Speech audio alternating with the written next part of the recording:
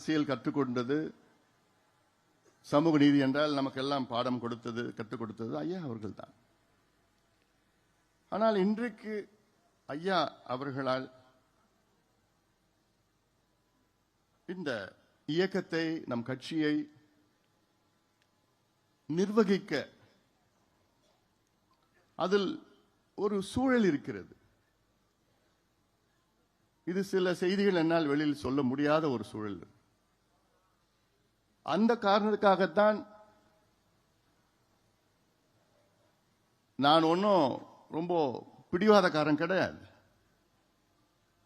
நான் சொல்றது நம்ம எல்லாம் சேர்ந்து செய்யலாம்.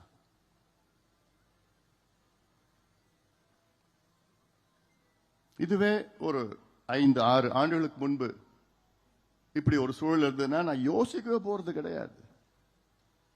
எனக்கு இந்த பதவி, பொறுப்பு, அது இதெல்லாம் நிச்சயமா என் மனசுல எதுவுமே கிடையாது. எனக்கு இந்த பதவி வேணும்னா நான் 10-15 ஆண்டுகளுக்கு முன்பு நான் கேட்டு வாங்கிட்டு இருப்பேன். நான் ஏன்னா அவசியமே இல்லை. அதுக்காக நான் வரல, பதவி பொறுப்புக்காகலாம் நான் வரல. நான் என்னுடைய நோக்கமே இந்த சமுதாயத்தை அடுத்த கட்டத்துக்கு கொண்டு போகணும், இந்த சமுதாயத்தை வழி நடத்தணும். இந்த சமுதாயத்துக்காக தான் கட்சியை தொடங்கினார், சமூக நீதிக்கு தான் கட்சி தொடங்கினார். அதுதான் அந்த அடித்தளம் தான்.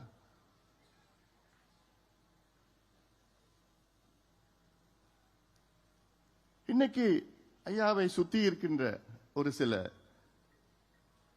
சுயநலவாதிகள் என்னன்னு சொல்றதுன்னு தெரியல. இல்ல குள்ளநெறி கூட்டமா, தீய சக்திகளா, பூஜாரியா,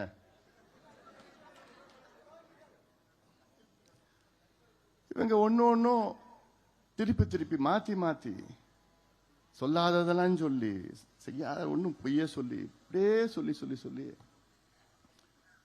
ஒரு சில பேர், நிறைய பேர் உங்க மனசுல எல்லாம் எவ்வளவு வலி இருக்கும்னு எனக்கு தெரியுது. எனக்கு நீங்க இங்க வந்திருக்கிறீங்க, உங்க ஒவ்வொரு மனசுலயும் இந்த கண்ணு வேணுமா, இந்த கண்ணு வேணுமா என்ன சொல்லுவீங்க? 2 கண்ணு வேணும் தானே சொல்லுவீங்க. இல்ல இந்த கண்ணு தானே முக்கியம் யாராவது சொல்லுவீங்களா?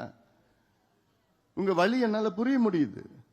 ஆனா எல்லாத்துக்கும் வேற எனக்கு வலி, எவ்வளோ வலினா தாங்கிட்டு இருக்கிறேன். நான் தூங்கியே எவ்வளவு நாள் ஆகுது. எவ்வளோ மனசுல நான் தாங்கிட்டு இருக்கிறேன், பாரங்களை தாங்கிட்டு இருக்கிறேன்.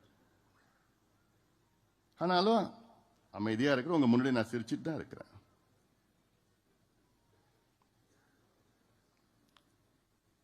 ஏன்னா ஒரு தலை பக்கமா செய்திகள் வெளியில வந்துட்டு இருக்குது.